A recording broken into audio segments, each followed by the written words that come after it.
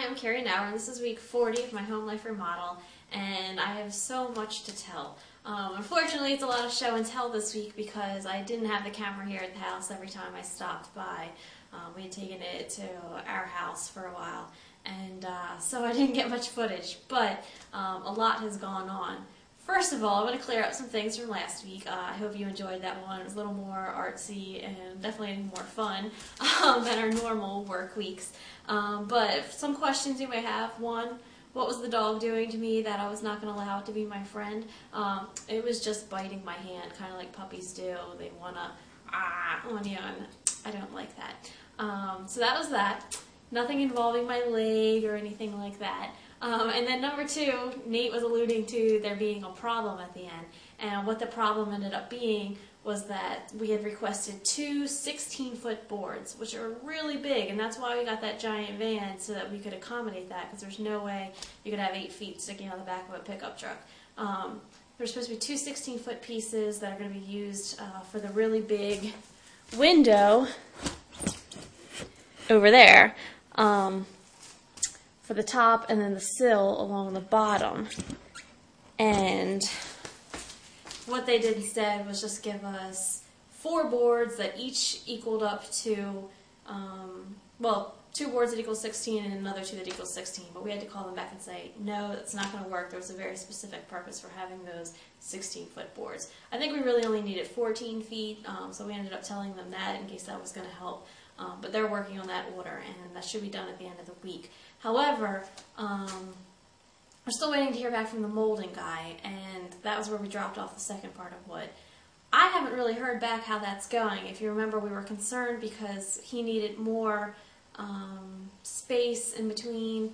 He just needed a little more grace room for his machines to do the work, and we had to order the exact size boards from the supplier. We're just going to go with it. You know, if something's really bad, we'll ask them to make it again. But in the meantime, it's really kind of holding up progress for the rest of the stuff. Okay, so the other major thing that was going on this week was my uncle came to paint. He's a professional painter. He's been doing it for 40 years or something like that. His name's Ken Miller. He lives in Baltimore. And he came out here on Monday last week, which you might remember was the giant snowstorm.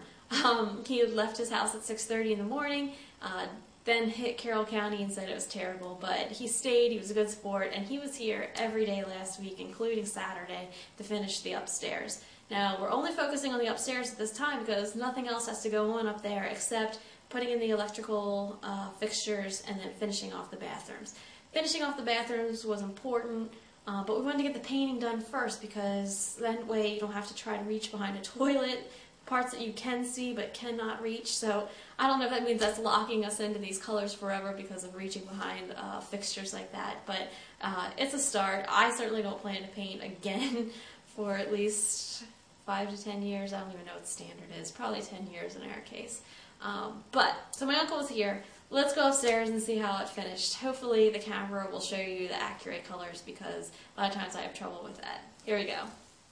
Okay, now we're going up the stairs. We did not do the hallway up here because I figured in moving it's just going to get messed up, so we are putting that off. Let's start in the master bedroom. Alright, I'm looking at the little screen and I think that's a pretty accurate color. I would call it a morning glory blue. It was actually called Spa, which is actually the feeling I'm trying to do. I want this to feel very calming, very relaxing. I'm definitely into blues. There's a lot of blues in my current house. Yeah, that's pretty much it right there. So I'm excited that this is showing it off. Now we'll go into the master bath, and this is a color called Cloud 9. And I'm kind of a sucker for colors, but this is actually just one shade lighter than the bedroom blue. It's not really showing that contrast well, but this is a beautiful color. And in the afternoons, it just pops amazingly with the afternoon sun that comes here because of kind of the south-facing view that we have. Just a little bit more.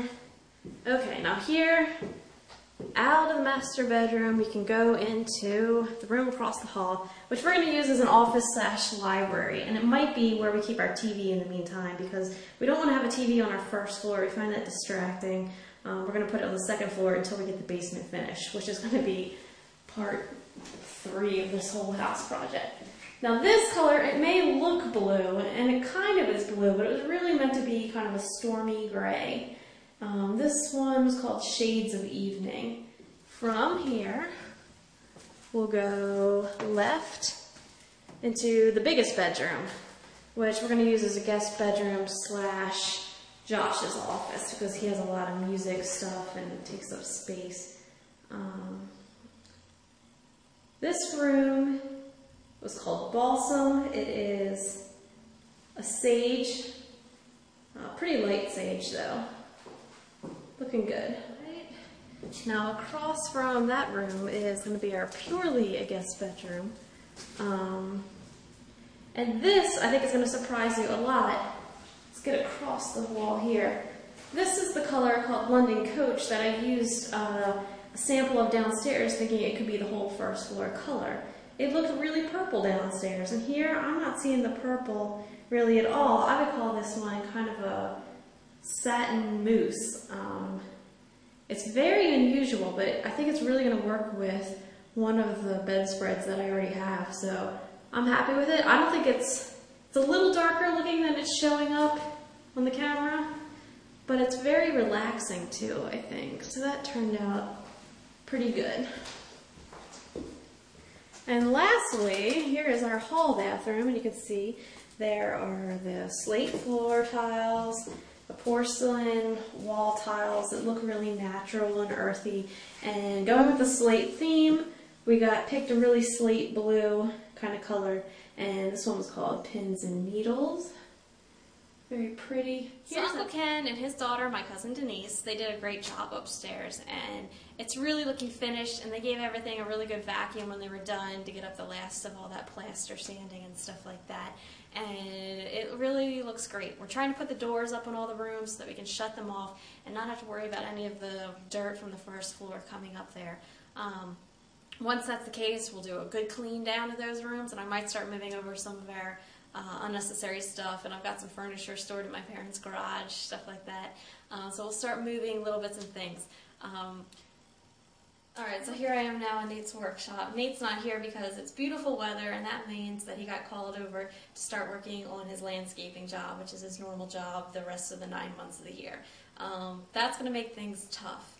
However, he's kind of at a stalemate point right now until he gets the rest of those moldings back. So, we're happy to have Nate whenever he can be here. Josh and I are going to be picking up and start doing a little bit more soft coat sanding of the windows and trim that exists, and then we're going to be doing more of that staining. So, thanks for watching. Turn back next week for more.